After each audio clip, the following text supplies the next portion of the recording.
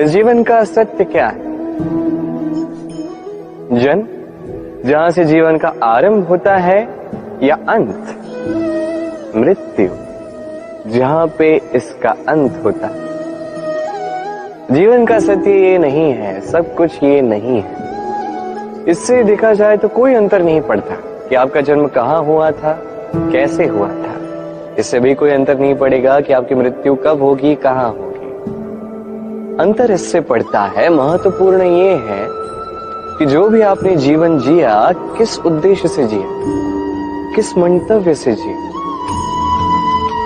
अब यदि आप कुछ ऐसा कर जाते हैं जिससे समस्त संसार आपसे जीवन जीने की प्रेरणा लेता है, मृत्यु के पश्चात भी आपके कर्मों को देखकर उन्हें स्मरण करके जीवन जीना सीखता है, तो इसका तात्पर्य यह है कि आप अपने कर्मों से, अपने चयनों से अमर हो चुके हैं। देखिए, जीवन की चिंता व्यर्थ है, मृत्यु का भय व्यर्थ है, क्योंकि आत्मा कभी नहीं मरती, इसका कोई अंत नहीं कर पाता। न काल, न मृत्यु, ना ही समय। यदि कुछ ऐसा है जो आपकी आत्मा का अंत कर सकता है, तो वो आपके ही दुष्कर्म है। तो ये जो जीवन काल आपके पास है, इसमें केवल शुभ कर्म कीजिए, चिंता त्याग दीजिए। ऐसे कर्म कीजिए जिसे देख के संसार उचित मार्ग पर आ जाए, शुभ कर्म करने लगे। यदि आपकी मृत्यु के पश्चात भी संसार आपको स्मरण करके सीखेगा, उचित राह पर आएगा, प्रेरणा पाएगा, तो आप ही अमर हो जाओगे। महादेव, वो देव जो महान है, जो देवों के भी देव कहलाते हैं, जो मेरे आराध्य है। कभी आपने ये प्रश्न पूछा कि शिव ही महादेव क्यों कहलाते हैं, कोई और देवता क्यों नहीं कहलाया जाता? वो इसलिए क्योंकि महादेव में, शिव में एक ऐसा विशेष गुण है जो अन्य किसी में नहीं। निस्वार्थ होकर लोक की सेवा करना। यदि आवश्यकता पड़ जाए, यदि सृष्टि पर विनाश की स्थिति मंडरा है, तो अपने प्राणों की चिंता किए बिना हलाहल ग्रहण करने के लिए भी सज्ज रहते हैं महादेव। और इसी अद्वितीय त्याग के कारण शिव ही महादेव कहलाते हैं। अब यदि मनुष्य भी निस्वार्थ भाव से स्वयं को अर्पित कर देता है इस लोक के कल्याण के लिए, उसकी सेवा के लिए, तो वो भी महापुरुष, महामनुष्य बन सकता है। यदि किसी को भूख लगी तो अपनी थाली से आधा भोजन उसे दे दिया। यदि कोई रोगी हो तो उसकी सेवा की, उसका उपचार करने का प्रयास किया। ये जीवन केवल अपने लिए नहीं, अपितु दूसरों के लिए, समस्त संसार के लिए जिया। यदि ये सब मनुष्य सीख गया तो वो महादेव के पद पर अग्रसर हो चुका। यदि मनुष्य निस्वार्थ भाव से इस संसार की सेवा करना सीख गया, तो वो निश्चित रूप से महामनुष्य अवश्य बनेगा। मनुष्य बड़ा ही विचित्र प्राणी है।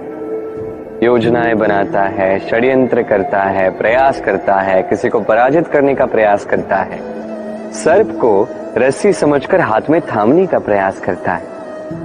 किंतु एक बात समझ ही नहीं पाता, समय का ये सर्प ये हाथ में थमता ही नहीं, और जो किया है वो पुनः लौट के आएगा आप ही के समक्ष। देखिए, इससे कोई अंतर नहीं पड़ता कि आप कुम्हार के पुत्र हो या कृष्ण के पुत्र हो। यदि आप अनुचित कर्म करोगे तो आपके साथ भी अनुचित ही होगा, अशुभ कर्म करोगे आपके साथ अशुभ ही होगा।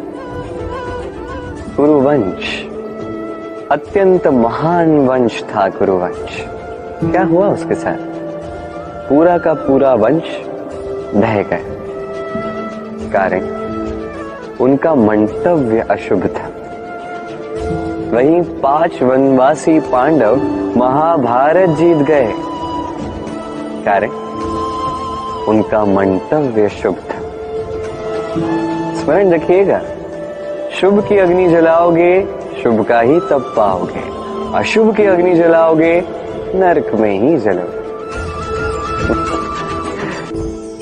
जीवन में सीखना अत्यंत आवश्यक है। अब क्या क्या सीखना है, ये सिखाने के लिए भी अनेक शिक्षक हैं।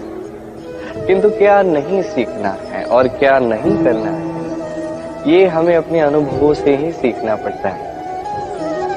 अब इसका अर्थ ये नहीं, यदि आपको सीखना है कि अग्नि का ताप क्या है, तो आपको अग्नि में ही हाथ डालना होगा। नहीं, किसी और के अनुभव से भी सीख सकते हैं। प्रश्न ये उठता है कि क्या आप सीखना चाहते हो या नहीं। यदि आप ये सोचोगे कि मैं केवल अपने ही अनुभवों से सीखना चाहता हूं, तो जीवन काल छोटा पड़ जाएगा और सब कुछ सीख नहीं पाओगे। इसलिए अपने साथ साथ बड़ों के अनुभवों से भी सीखना आरंभ कर दीजिए, इस संसार के अनुभवों से भी सीखना आरंभ कर दीजिए। और ये निश्चित रूप से सीखना आवश्यक है कि कब क्या नहीं करना है, कहाँ विराम लेना है और कहाँ नहीं लेना है। तो आइए और मेरे साथ प्रेम से कहिए, राधे राधे।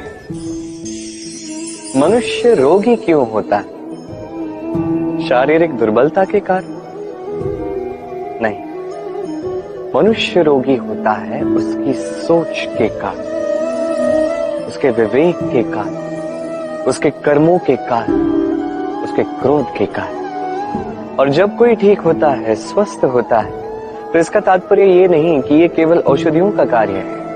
नहीं, ये किसी के दिए हुए प्रेम का प्रभाव है, विश्वास का प्रभाव है, संबल का प्रभाव है।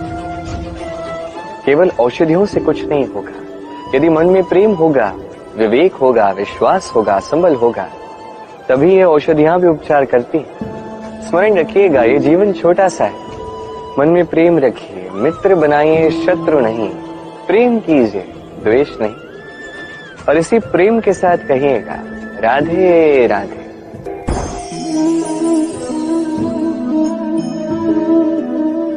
शांत, सुखद निद्रा मनुष्य के जीवन का एक अत्यंत महत्वपूर्ण सुख और आवश्यकता भी है। देखा जाए तो इस संसार का हर एक पशु पक्षी, हर एक जीव निद्रा अवश्य प्राप्त करता है। किंतु मनुष्य, जिसमें सोचने समझने की शक्ति अन्य पशुओं से अधिक है, उसे निद्रा में थोड़ी समस्या अवश्य होती है। क्यों है कि नहीं? अब इसका कारण क्या है? चिंता। अब चिंता हम सभी के जीवन में, हम सभी जानते हैं कि चिंता कभी हमारी सहायता नहीं करती, फिर भी हमारे जीवन में क्यों? क्या चिंता से कभी किसी समस्या का निवारण हुआ है? क्या धन की चिंता करने से धन प्राप्त होता है? क्या भविष्य की चिंता करने से भविष्य ठीक हो जाता है? क्या स्वास्थ्य की चिंता करने से स्वास्थ्य अपने आप ठीक होगा? नहीं। तो इन सब से हमें एक छोटी शिक्षा अवश्य प्राप्त करनी चाहिए। आप भी अपने कांधे से चिंता का ये भार हटा दीजिए और इच्छाएं, ये सारी इच्छाएं साथ आकर हमारे मन में चिंता उत्पन्न करती है। तो इन इच्छाओं को भी त्याग दीजिए, प्रकृति के प्रेम पर विश्वास कीजिए। स्मरण रखिए, जो चिंता मुक्त होगा वो चिता मुक्त होगा। चैन की निद्रा पाइए और निद्रा को जाने से पूर्व मेरे साथ प्रेम से कहिएगा, राधे राधे। आज मैं आपको ऐसी कथा सुनाऊंगा जो मेरे नंद बाबा ने मुझे सुनाई थी जब मैं छोटा सा था। कथा एक साधु और एक बिच्छू की। एक बार एक साधु नदी के तट पर स्नान कर रहे थे। उन्होंने देखा कि जल के प्रवाह से एक बिच्छू बहे जा रहा है। उसके प्राण बचाने के लिए उन्होंने उसे उठा के तट पर रखने का प्रयास किया, किंतु जैसे ही उन्होंने बिच्छू को उठाया, बिच्छू ने उन्हें काट लिया। साधु ने पुनः प्रयास किया, उसे उठाया, बिच्छू ने पुनः उन्हें काट लिया। वो पुनः प्रयास करने गए, तभी शिष्य ने उनसे पूछा, ये आप क्या कर रहे हैं गुरुदेव? ये सब क्या है? आप उसी के प्राण बचाने का प्रयास कर रहे हैं जो आप ही को काट रहा है। गुरुदेव ने उत्तर दिया कि वो बिच्छू होकर अपना कर्म कर रहा है, अपनी प्रवृत्ति, अपना व्यवहार बदल नहीं रहा, तो मैं साधु होकर क्यों बदलूं? इसका तात्पर्य सरल है। संसार में कुछ ऐसे लोग होंगे जो बुरे होंगे, दुष्ट होंगे और कदाचित वो कभी नहीं बदलेंगे, कभी उनमें परिवर्तन नहीं आएगा। और इसका अर्थ ये नहीं कि हम अपना कर्म करना छोड़ दें, हम अपना प्रयास करना छोड़ दें। जी नहीं, हमें तो करना ही होगा, क्योंकि इतिहास गवाह है ये प्रयास इस संसार की धारा को ही बदल देते हैं। तो आप भी आइए और मेरे साथ प्रेम से कहिएगा, राधे राधे। सत्य क्या है ये सत्य? कोई कहेगा कि जो असत्य नहीं वो सत्य, कोई कहेगा कि वो जिसके आधार पर हम जीवित हैं वो सत्य है। किंतु सत्य क्या है? इससे भी अधिक महत्वपूर्ण ये समझना है कि सत्य का उपयोग कैसे किया जाए। यदि आपके पास सत्य है, आप सत्य जानते हैं और आप उसका उपयोग करते हैं, सदुपयोग करते हैं संसार के लिए, तो आप इस समस्त संसार से ऊपर उठ जाते हैं। किंतु यदि आप सत्य जानते हैं और आप उसका दुरुपयोग करते हैं, तो आप समस्त संसार के लिए हानिकारक बन जाते हैं। स्मरण रखिएगा, सत्य जितना कोमल है, अर्ध सत्य उतना ही कठोर। ये अर्ध सत्य समस्त संसार का नाश कर सकता है।